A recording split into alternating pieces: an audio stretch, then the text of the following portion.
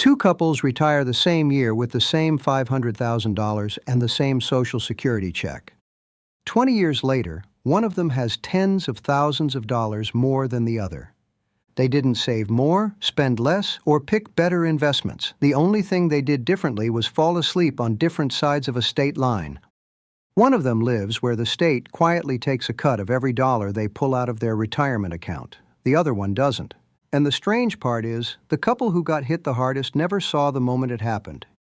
If you've been planning your retirement around the number in your 401k, I want to show you the part of that number that doesn't fully belong to you yet, and how much of it can come down to nothing more than your zip code. Let's keep this fair, because that's the whole point.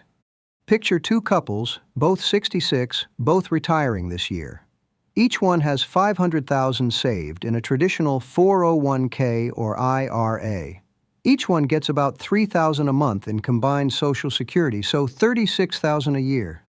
They both want roughly the same life, about $60,000 a year to cover the house, the groceries, the Medicare premiums, and a little travel. So, on top of Social Security, each couple plans to pull about $24,000 a year out of their retirement account.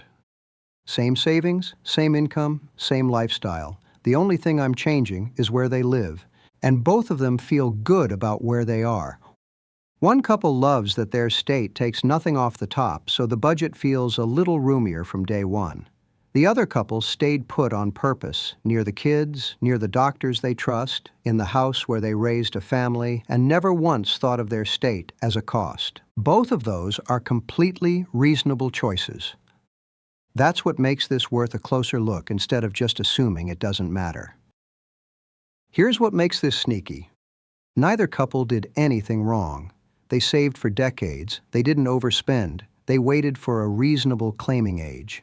Nobody at the 401k sign-up desk back in the 90s mentioned that the state they happened to retire in would quietly decide how far this money stretches. It doesn't show up on your statement. Your account does not have a little line that says minus your state. That's exactly why it gets missed. And when most people do think about taxes in retirement, they worry about the wrong thing first. They worry about the state taxing their Social Security. The good news is that's mostly not where the damage is. As of 2026, only a handful of states still tax Social Security at all, 8 of them, and most of those protect lower and middle-income retirees with exemptions. So for most retirees, this is the exception, not the rule. More than 40 states leave Social Security alone completely. So if that's the thing keeping you up at night, you can mostly relax. The money that actually gets taxed is the part people forget about. These are the withdrawals from your traditional 401k or IRA. That money went in before taxes, which felt great at the time, but every dollar you take back out in retirement counts as ordinary income, and a lot of states treat it exactly like a paycheck. Some states give retirees a break on it. Plenty of states give no break at all. That's the quiet mechanism here, not the headline, the withdrawal. So back to our two couples. The first one lives in a place like Tennessee or Florida or Texas, one of the 9 states with no state income tax. They pull their $24,000 out of the retirement account and the state takes nothing. Not on the Social Security, not on the withdrawal. They keep all $24,000. The second couple lives in a state that taxes retirement account withdrawals like regular income. Let's use a middle-of-the-road rate. Call it about 5% on that money after the usual deductions. Their Social Security is still safe because most states leave it alone. But that $24,000 withdrawal now gets a 5% cut. That's roughly $1,200 a year going to the state. And right here is where most people shrug. $1,200 a year is about $100 a month. It's a tank of gas and a couple of grocery runs. Annoying, sure, but not the kind of thing that wrecks a retirement. If the story ended in year 1, I wouldn't be making this video. But here's where the math starts to move. To actually have that same $24,000 to spend after the state takes its cut, the second couple can't just withdraw $24,000. They have to pull a little more to cover the tax, about $25,300, just to end up with the same money in their pocket as the no-tax couple. So every single year, a bit more comes out of the $500,000 than they planned. And the money that comes out doesn't just vanish from the balance. It also stops growing. You don't only lose the dollar you withdrew. You lose every dollar that dollar would have earned for the rest of your retirement. That's the part the simple comparison leaves out. Watch what that does over time. After 10 years, the taxed couple is sitting on roughly $16,000 less than the no-tax couple. Same income, same lifestyle, just a slower bleed. By year 20, the gap is around $42,000. By year 25, it's pushing $60,000. Same two couples, same starting money.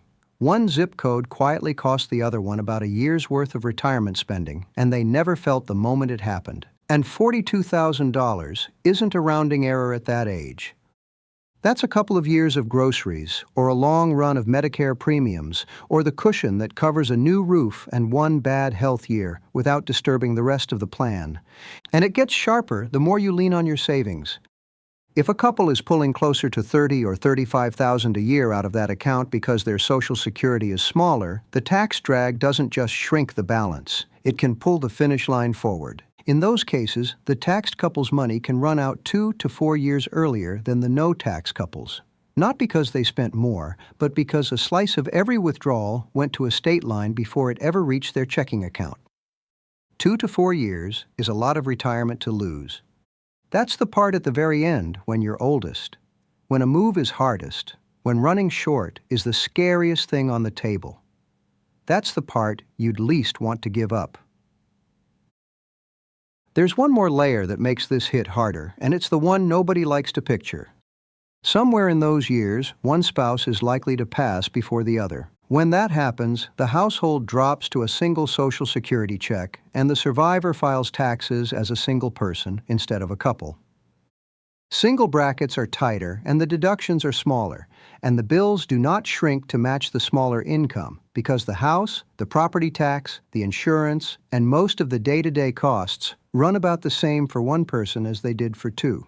So in a state that taxes withdrawals, the same retirement income can get taxed a little harder at the exact moment the household has less coming in.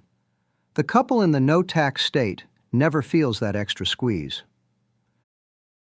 Now, before anyone packs a U-Haul for Florida, here's where this gets honest, because no income tax does not automatically mean lower taxes. The states with no income tax still need money, and they get it somewhere else. A lot of them lean hard on property taxes and sales taxes. Texas and New Hampshire have some of the highest property tax bills in the country. At a middle income, a homeowner in Texas can actually hand over more total tax than someone in a state that does have an income tax just through the property bill. So no income tax is one line on the scoreboard. It's not the final score. It cuts the other way, too. Some states that do have an income tax are genuinely friendly to retirees. They exempt or heavily discount your 401k and IRA withdrawals, not just your Social Security. A retiree in one of those states can come out ahead of someone who moved to a no-income tax state and then got buried in property taxes. And those scary top tax rates you've probably seen in headlines, the 10 and 13% numbers, almost always hit very high incomes, not a couple living on $60,000 a year. The rate that actually touches you is usually far lower than the one in the headline. So the question that matters isn't income tax or no income tax.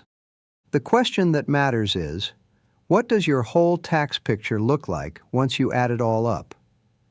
A few things are worth knowing before you assume your state is helping you or hurting you. The big one, the one people skip, is whether your state taxes withdrawals from your 401k and IRA and whether it gives retirees any break on that. Next is what the property tax and sales tax look like wherever you're living or thinking of living, not just the income tax. If you're considering a move, add up the full number for both places side by side. That means income, property, and sales together before you fall in love with a zero in one column. And keep in mind, this only matters in proportion to how much you're pulling from taxable retirement accounts. If most of your money is in a Roth, or you're living mostly on Social Security, the state withdrawal tax barely touches you. None of this means you should move or that you shouldn't. It doesn't mean a no-income tax state wins or a state with income tax loses. It means the thing quietly shaping how far your 500,000 stretches is sitting in a category most people never check. For a lot of folks, staying near the grandkids and the doctor they already trust is worth more than a tax line, and that's a real answer, not a soft one. You just want to know what you're actually solving for: the lowest income tax, the lowest total tax, or the place you actually want to spend the next 30 years. The truth underneath all of this is simple. The number in your retirement account is not the number you get to spend. It's the number before your state has its say. Two couples can do everything the same, save the same, claim the same, spend the same, and still end up tens of thousands of dollars apart for no reason other than which side of a state line they happen to fall asleep on. So before you assume your retirement is set, it's worth asking one quiet question. How much of my $500,000 actually belongs to me, and how much belongs to my state? If this helped you see the part of your retirement number that doesn't fully belong to you yet, subscribe to Benji Knows Money. We dig into the retirement math people usually forget to count, the quiet stuff that decides how long your money actually lasts. And in the next video, we stay with that same $500,000 and follow it one more layer down. Even in a genuinely tax-friendly state, plenty of retirees still feel the squeeze and cannot quite figure out why. A lower tax bill helps, but it does not pay the homeowner's insurance, the health care, the utilities, the moving costs, or the price of living far from family, and that money still has to produce income for decades. Cutting your taxes is one piece of the plan. The next step is seeing why a smaller tax bill can still leave a $500,000 retirement feeling tight.